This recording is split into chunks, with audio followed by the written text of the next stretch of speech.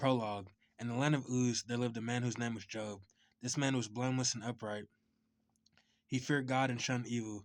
He had 7 sons and 3 daughters, and he owned 7,000 sheep, 3,000 camels, 500 yoke of oxen, and 500 donkeys, and had a large number of servants.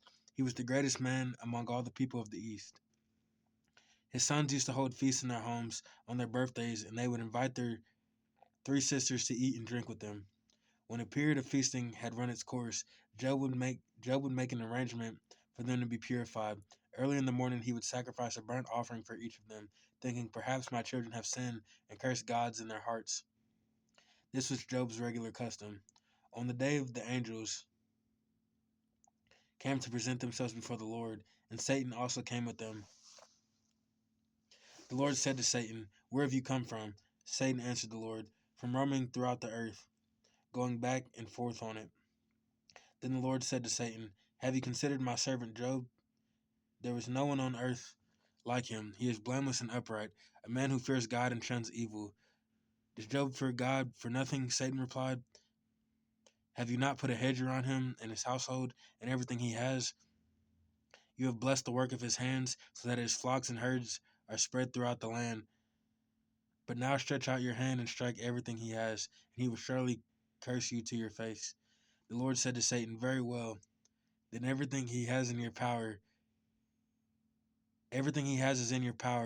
but on the man himself do not lay a finger." Then Satan went out from the presence of the Lord.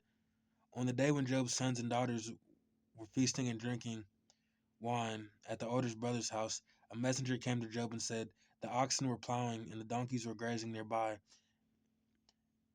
and the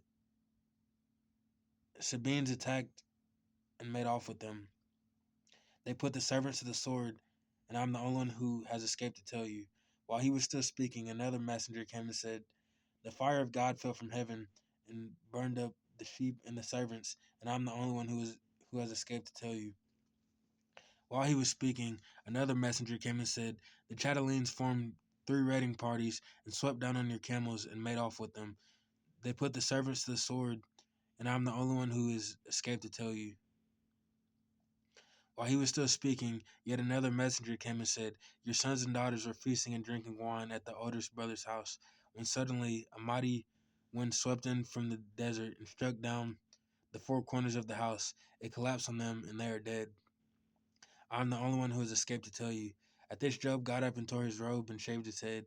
Then he fell to the ground in worship and said, "Naked I came from my mother's womb, and naked I will depart. The Lord gave, and the Lord has taken away. May the name of the Lord be praised." In all this, Job did not sin by charging God with wrongdoing. On the day of the angels came to present themselves before the Lord, Satan also came with them to present himself before him. And the Lord said to Satan, "Where have you come from?" Satan answered the Lord, "From roaming throughout the earth, going back and forth on it." Then the Lord said to Satan, "Have you considered my servant Job? There is no one on earth like him. He is blameless and upright, a man who fears God and shuns evil, and he still maintains his integrity. Though you incited me against him to ruin him without any reason." "Skin for skin," Satan replied. "A man will give all he has for his own life. But now stretch out your hand and strike his flesh and bones, and he will surely curse you to your face." The Lord said to Satan, "Very well, then he is in your hands, but you must spare his life." So Satan went out from the presence of the Lord and afflicted Job with painful sores from the soles of his feet to the crown of his head. Then Job took a piece of broken pottery and scraped himself with it as he sat among the ashes. His wife said to him, "Are you still maintaining your integrity? Curse God and die." He replied, "You are talking like a foolish woman. Shall we accept good from God and not trouble?" In all this, Job did not sin in what he said. When Job's 3 friends, Eliphaz, Temanite, and Bildad the Shuhite, and Zophar the Naamathite, heard about all the troubles that had come upon him, they set out from their homes and met together by agreement to go and sympathize with him and comfort him. When they saw him from a distance, they could hardly recognize him. They began to weep aloud, and they tore their robes and sprinkled dust on their heads. Then they sat on the ground with him for 7 days and 7 nights. No one said a word to him because they saw how great his suffering was. Job speaks. After this, Job opened his mouth and cursed the day of his birth. He said, "May the day of my birth perish, and the night that said a boy is conceived. That day may it turn to darkness. May God above not care about it. May no light shine on it.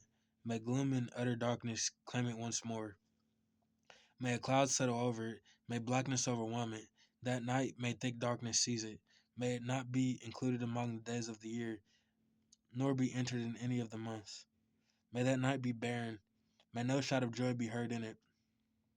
May those who curse days curse that day. Those who are ready to rouse Leviathan. May its morning stars become dark. May it wait for daylight in vain and not see the first rays of dawn. For it did not shut the doors of the womb on me to hide trouble from my eyes. Why did I not perish at birth and die as I came from the womb? Why were there knees to receive me and breasts that I might be nursed? For now I would be lying down in peace. I would be asleep and at rest with kings and rulers of the earth who built for themselves places now lying in ruins. With princes who had gold, who filled their houses with silver. Or why was I not hidden away in the ground like a stillborn child, like an infant who never saw the light of day? There the wicked cease from turmoil, and there the weary are at rest. Captives also enjoy their ease. They no longer hear the slave driver shout. The small and the great are there, and the slaves are freed from their owners.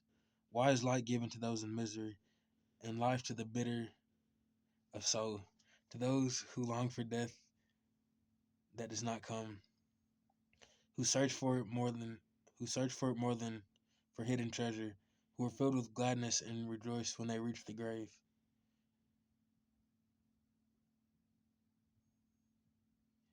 Why is life given to a man whose way is hidden, whom God has hedged in? For sighing has become my daily food. My groans pour out like water. What I feared has come upon me. What I dreaded has happened to me. I have no peace, no quietness. I have no rest, but only turmoil. Eliphaz. Then Eliphaz the Temanite replied, "If someone ventures a word with you, will you be impatient? But who can keep from speaking? Think how you may have instructed many, how you have strengthened feeble hands. Your words have supported those who stumbled. You have strengthened faltering knees. But now trouble comes to you, and you are discouraged. It strikes you, and you are dismayed. Should not your piety be your confidence, and your blameless ways your hope? Consider now who being innocent has ever perished. Where where were the upright ever destroyed? As I have observed, those who plow evil and those who sow trouble reap it.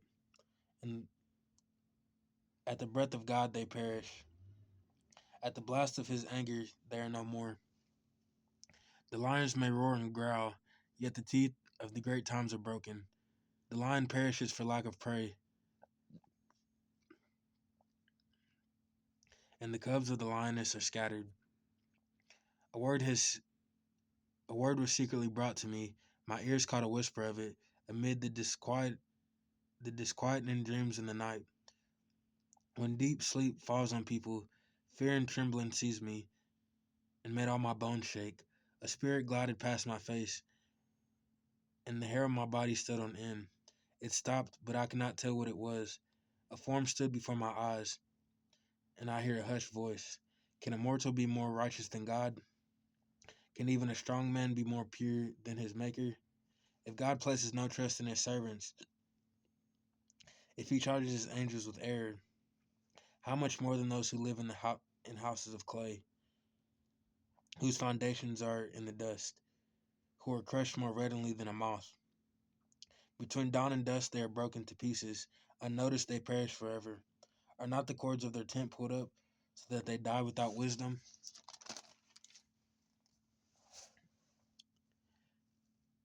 Call if you will, but who will answer you?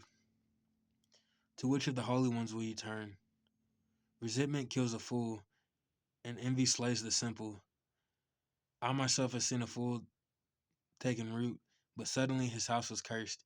His children are far from safety, crushed in court without a defender. The hunger consumes his harvest, taking even from among thorns, and the thirsty pant after his wealth. For hardship does not spring from the soil, nor does trouble sprout from the ground. Yet man is born to trouble, as surely as sparks fly upward. But if I were you, I would appeal to God. I would I would lay my cause before him. He performed wonders that cannot be fathomed, miracles that cannot be counted. He provides rain for the earth. He sends water on the countryside. The lowly he sets on high, and those who mourn are lifted to safety. He thwarts the plans of the crafty, so that their hands achieve no success. He catches the wise in their craftiness, and the schemes of the wily are swept away. Darkness comes upon them in the daytime. At noon they grope as in the night. He saves the needy from the sword in their mouth. He saves them from the clutches of the powerful, so the poor have hope, and injustice shuts his mouth. Blessed is the one whom God corrects, so do not despise the discipline of the Almighty. For he wounds, but he also binds up. He injures, but his hands also heal.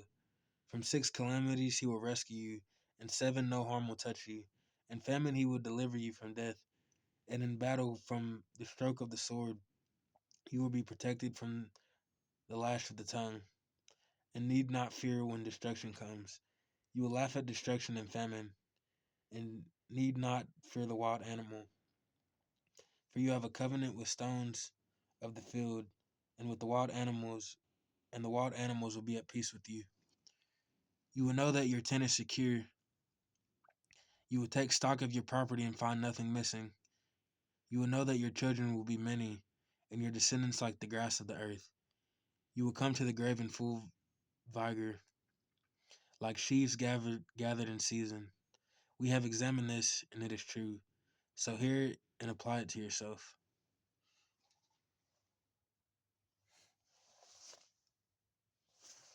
Then Job replied, if only my anguish could be weighed, and all my misery be placed on the scales, it would surely outweigh the sand of the seas. No wonder my words have been impetuous. The arrows of the Almighty are in me. My spirit drinks in their poison. God's terrors are marshaled against me. Does a wild donkey bray when it has grass, or an oxen below when it has fodder? Is tasteless food eaten without salt, or is there flavor in the sap of the mallow? I refuse to touch it. Such food makes me ill. Oh, that I might have my request, that God would grant what I hope for, that God would be willing to crush me, to let loose his hands and cut off my life. Then I would still have this consolation, my joy in unrelenting pain, that I had not denied the words of the Holy One. What strength do I have that I should still hope? What prospects that I should be patient? Do I have the strength of stone? Is my flesh bronze? Do I have any power to help myself? Now that success has been driven from me, anyone who withholds kindness from a friend forsakes the fear of the Almighty. But my brothers are as undependable as inter-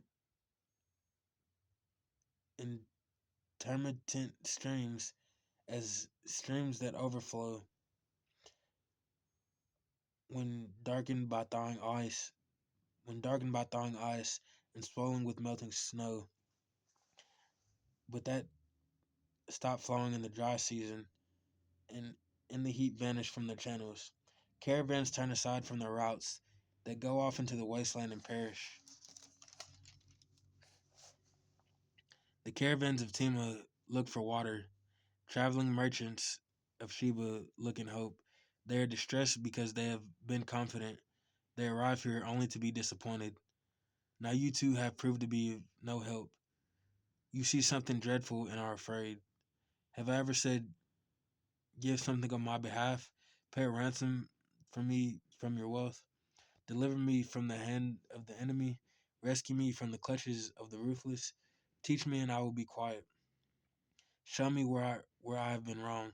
How painful are honest words, but what do your arguments prove? Do you mean to correct what I say and treat my desperate words as wind?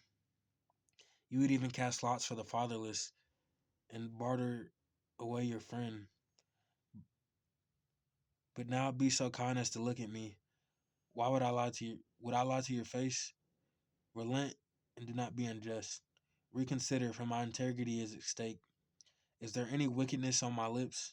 Can my mouth not discern malice? Do not mortals have hard service on earth? Are not their days like the days of hired laborers, like a slave longing for the evening shadows, or a hired laborer waiting to be paid? So I have been allotted months of futility, and nights of misery have been assigned to me. When I lie down, I think, how long before I get up? The night drags on, and I toss and turn until dawn.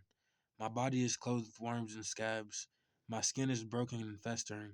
My days are swifter than a weaver's shuttle, and they come to an end without hope. Remember, O God, that my life is but a breath. My eyes will never see happiness again.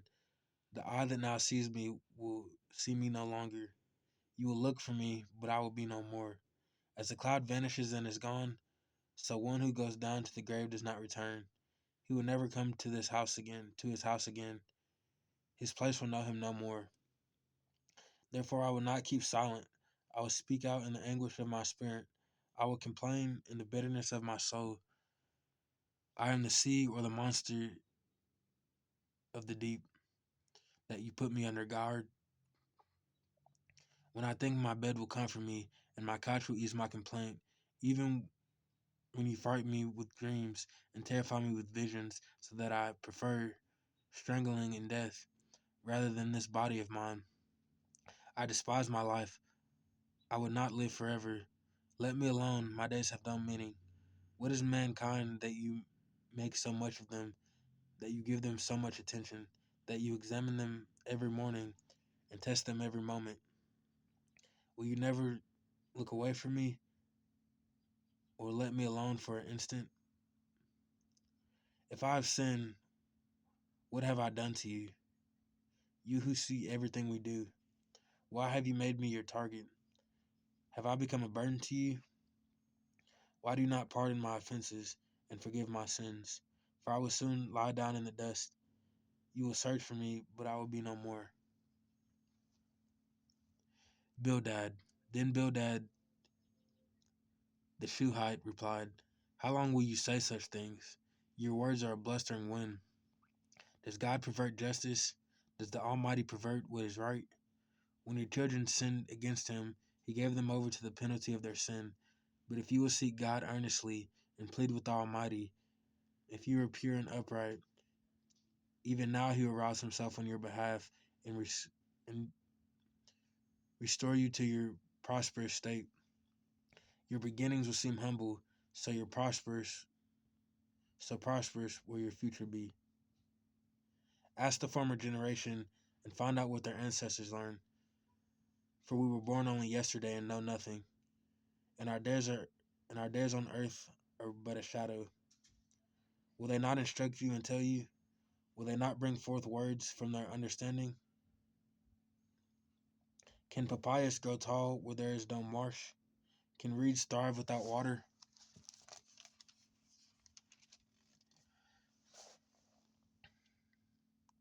While still growing and uncut, they they wither more quickly than grass. Such is the destiny of all who forget God. So perishes the hope of the godless. What they trust what they trust in is fragile. What they rely on is the spider's web. They can lean on the web, but it gives way. They cling to it, but it does not hold. They are like a well-watered plant in the sunshine, spreading its shoots over the garden. It entwines its roots around a pile of rocks and looks for a place among the stones. But when it is torn from its spot, that place dishonest and says, I never saw you. Surely its life withers away, and from the soil other plants grow. Surely God does not reject one who is blameless, or strengthen the hands of evildoers. He will yet fill your mouth with laughter, and your lips with shouts of joy. Your enemies will be clothed in shame, and the tents of the wicked will be no more. Then Job replied, Indeed, I know that this is true. But how can mere mortals prove their innocence before God? Though they wish to dispute with him, they cannot answer him one time out of 1,000. His wisdom is profound, his power is vast. He who has resisted him and come out unscathed. He moves mountains without their knowing it. He overturns them in his anger. He shakes the earth from its place. He makes its pillars tremble. He speaks to the sun, and it does not shine. He says off the light of the stars. He alone stretches out the heavens and treads on the waves of the sea. He is the maker of the bear and Orion, the, the Pleiades and the constellations of the south. He performs wonders that cannot be fathomed, miracles that cannot be counted. When he passes me, I cannot see him.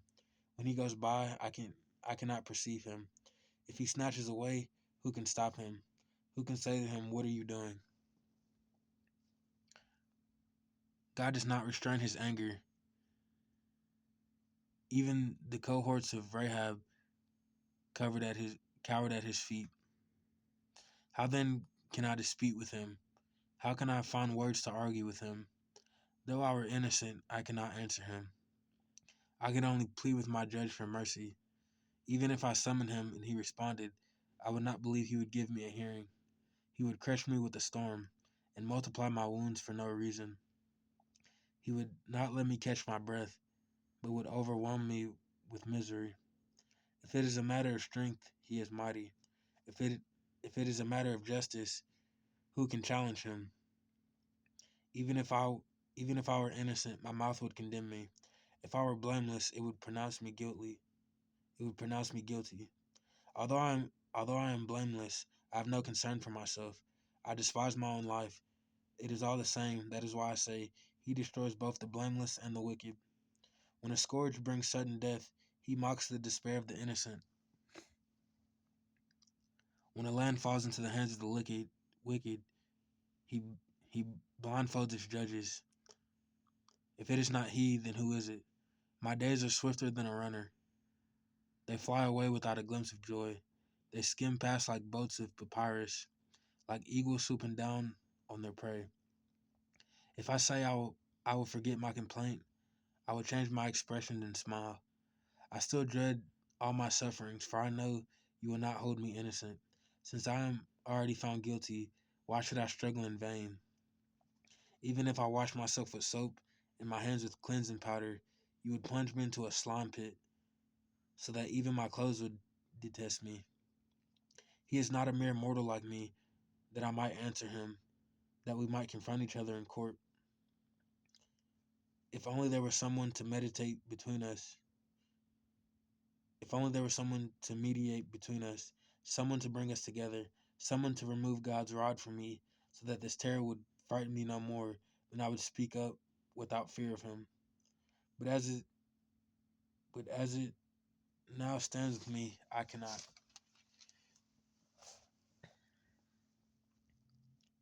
I loathe my very life.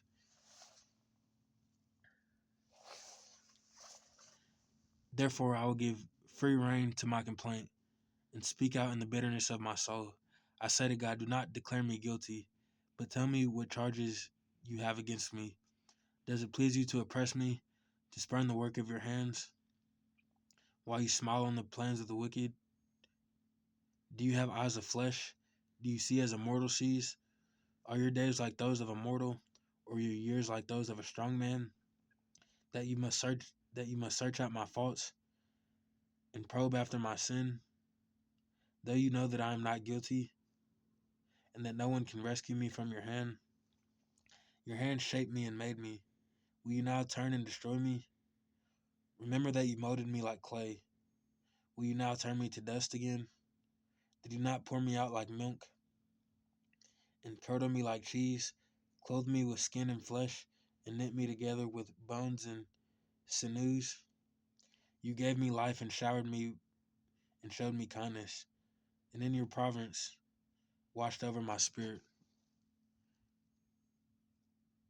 But this is what you concealed in your heart, and I know that this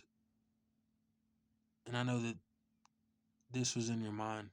If I sinned, you would be watching me, and I would not let my offense go unpunished. If I am guilty, woe to me. Even if I am innocent, I cannot lift my head, for I am full of shame and drowned in my affliction. If I hold my head high, you stalk me like a lion, and again display your awesome power against me. You bring new witnesses against me and increase your anger towards me. Your force comes against me, wave upon wave. Why then did you bring me out of the womb? I wish I had died before any eye saw me. If only I had never come into being, or had been carried straight from the womb to the grave. Are not my few days almost over? Turn away from me so I can have a moment's joy before I go to the place of no return, to the land of gloom and utter darkness, to the land of deepest night, of utter darkness and disorder, where even the light is like darkness. Zophar. Then Zophar, the name the Naamahite, replied, Are all these words to go unanswered? Is this the talker to be vindicated? Will your idle talk reduce others to silence? Will no one rebuke you when you mock? You say to God, My beliefs are flawless, and I am pure in your sight. Oh, how I wish that God would speak, that he would open his lips against you and, and disclose to you the secrets of wisdom. For true wisdom has two sides. Know this, God has even forgotten some of your sin. Can you fathom the mysteries of God? Can you probe the limits of the Almighty? They are higher than the heavens above. What can you do? They are deeper than the depths below. What can you know? There is their measure is longer than the earth and wider than the sea. If he comes along and confines you in prison and convenes a court, who can oppose him? Surely he recognizes deceivers. And when he sees evil, does he not take note? But the witless can no more become wise than a wild donkey's colt can be born human. Yet if you devote your heart to him and stretch out your hands to him, if you put away the sin that is in your hand and allow no evil to dwell in your tent, then for your fault you will lift up your face. You will stand firm and without fear. You will surely forget your trouble, recalling it only as waters gone by. Life will be brighter than noonday, and darkness will become like morning. You will be secure because there is hope. You will look about you and take rest in your safety. You will lie down with no one to make you afraid, and many will court your favor, but the eyes of the wicked will fail, and escape will elude them. Their hope will become a dying gasp.